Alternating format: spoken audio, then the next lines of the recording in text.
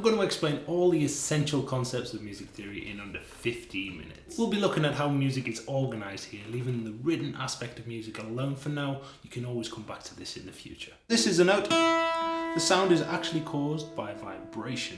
Now, the faster the vibration, the higher the pitch of the note. So on a guitar here, if we shorten the string, by putting our finger down on it, the string's going to actually vibrate quicker. So we go up in pitch, the shorter we make the string. From the bridge to the finger, we go higher. So as we come down the guitar, we get lower, and as we come up, we get higher in pitch. So how notes are laid out is actually much easier to see on a keyboard than it is on a guitar. So we have this pattern. 2 black notes, 3 black notes, repeating. These are divided up every time the frequency doubles. So the distance between this note and this note is an octave. 1, 2, 3, 4, 5, 6, 7, 8. 8 notes, octave. So from here to here, we can also split it up into 12 notes and include these black notes as well. So you get 1, 2, 3, 4, 5, 6, 7, 8, 9, 10, 11, 12, and then back to the octave. So 12 different notes. The first and the last note are the same note. On a guitar, you can do this from the open string all the way up to 12th fret on any string. The distance between the note and any note next to it, either up or down, is called a half step. It can also be called a minor second or a semitone. 2 half steps equal a whole step or a whole tone. Sometimes this is also called a major second. Every one of these notes we've been playing so far can be given a name. The names are actually just letters, so C, D, E, F, G, A, B, and then back to C at the octave. So what about the black notes, the notes in between? Well, if we take this A note again and we go up, we would go up and this note would be called an A sharp. If we play the B note and go down to this note, we'd call it a B flat. So B flat and A sharp are enharmonic equivalents. They're essentially the same thing. We just call them different names depending on the function in music. The next level on the music theory pyramid is scales. So what exactly is a scale? This is the C major scale. So what you're actually hearing here is a pattern of intervals, distances between notes. So the distance between the notes, the intervals, is what makes this scale sound major. So we have if we were to play a minor scale, the intervals between the notes, or the distances between the notes, are different, so it sounds like a different scale. Every single scale has a unique interval pattern. The interval pattern for the major scale is whole step, half step, whole step, whole step, whole step, half step. No matter which note we start on, if we keep this interval pattern the same, the scale will sound major. If we look at this on one string, you'll be able to see the distances between the notes. We start on the G, whole step, half step, whole step, whole step, whole step, half step. We have that major sound there. Let's start on a different one on E flat. Still a major scale. E flat again here. Whole step, half step, whole, half. This is where sharps and flats come in because we need to stick to the interval pattern. If we play in G major again, we go G, A, B, C, D, E, and then up a whole step again in that pattern there, goes to an F sharp note, then to a G. That's why we have the sharps and flats, to stick to the pattern. This F sharp note can be seen in music notation. It is called the key signature. If you see this in a piece of music, you know you're in the key of G major or the very closely related key of E minor. More on this later. And every time you come across an F note in the piece of music that you're reading, you will have to make it an F sharp because the key signature is telling us that we have an F sharp in our key. Now let's take a look at a scale starting on F. So we go up a whole step to G, whole step to A, half step to B flat. Now we call it a B flat because we've already used an A note in the scale and we don't want 2 types of A note in the scale.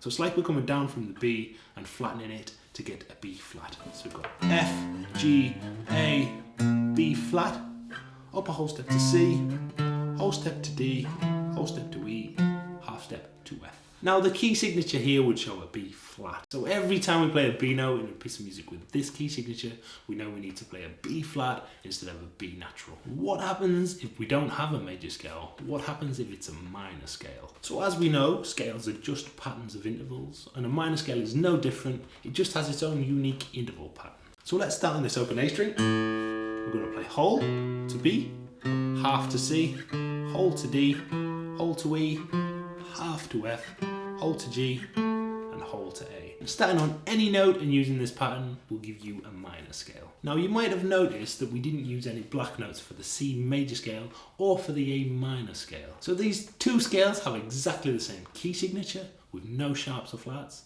meaning that they both use exactly the same set of notes. They just start on a different note and have a different interval pattern between those notes. The technical term for this is relative major and relative minor. A minor is the relative minor of C major, and C major is the relative major of A minor. So they both belong to the same family, they have the same brothers and sisters or notes, but they do have their own personality, their unique sound, because of the note they start on and the relationship of the interval pattern to that starting note. So we've been talking a lot about intervals, but what exactly is an interval? An interval is a musical distance, a way of getting from one note to another note. The distance between any two notes is an interval. Each of these distances, these intervals, has their own particular name. Let's compare the A major scale and the A minor scale. They both start on A, and they both go up a whole step to B. And this interval is called the major second.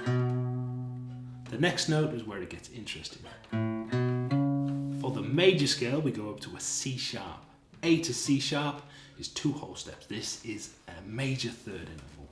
If we go up to the C note in the minor scale, this is a whole step and a half step. This is a minor third interval.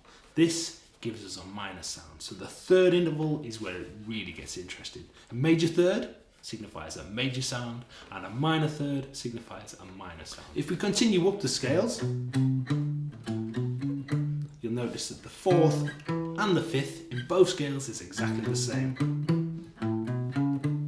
The fourth, this D note, is a perfect fourth, and the fifth, this E note, is a perfect fifth note. So for A major we have A, B, C sharp, D and E, and for A minor we have A, B, C, D, E. In A major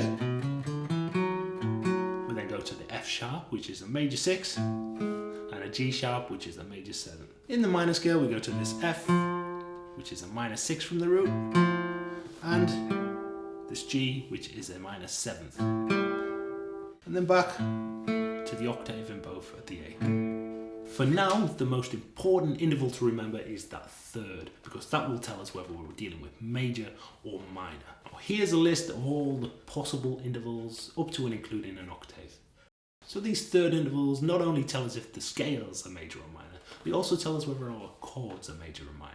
What is a chord? Put simply, a chord is 3 or more notes played at the same time. Let's take the C major scale again. C, D, E, F, G, A, B, C. This is how you would build chords using this scale. So we're going to start on the C, the root, skip the second note, that D, go to the third. So we have C and E, that's a major third. We miss the fourth, we go straight to the fifth, that G. So we have C, E, G. C, E, G, C, E, G, C, E. So on a guitar we can use these notes more than once in the chord voicing, as you can see here. We can add different notes in like this G and we still have a C chord. It doesn't matter what kind of order of these notes we have. As long as we've got C, E, G, it's still a triad. This is the formula for a C major chord. 1, 3, 5. You might be able to guess that the note that tells us that this chord is major is that major third interval. If it was minor, we'd have a minor chord. So now let's build a chord from the second degree of the C major scale. So we start on C, this time we're going to go to D. So we're going to do exactly the same thing as we did for the C chord. We'll start on the D this time, we're going to skip a note, that E, and grab the F note. So we've now got D and F as part of our chord. Skip the next note, that G, and go straight to the A. That's our fifth. So you have root, minor third, fifth.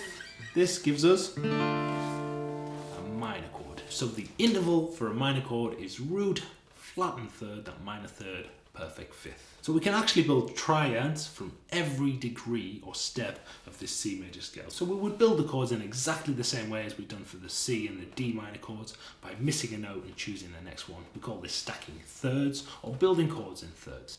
And all of the chords we're going to build here we like to refer to as diatonic chords, chords that belong to that key. So using this method we would end up with C major, D minor, E minor, F major, G major, A minor, B chord is slightly different. Now for the B chord, we do exactly the same thing. We start on the B note, skip, and go to a D, and skip, and go to an F. So we have the notes B, D, and F. Now B to D is a whole step and a half step, so a minor third. But then from the D to the F is also a whole and a half step, a minor third. So we have two minor thirds on top of each other. We call this a diminished chord. So we have root, minor third, flattened fifth, or diminished fifth. This gives us a diminished chord. So we end up with this chord.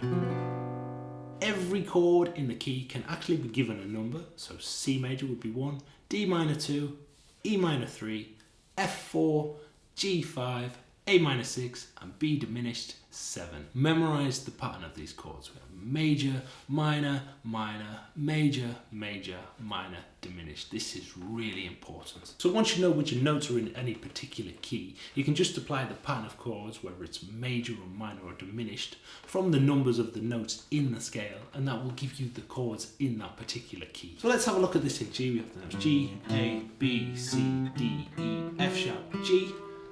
First note is G, that's major. Second note is A, that's minor, A minor. G, A, B. Third note is minor. Fourth note C, major. Fifth note D, major. Sixth note E, minor. Then we know we have the F sharp diminished. And then G.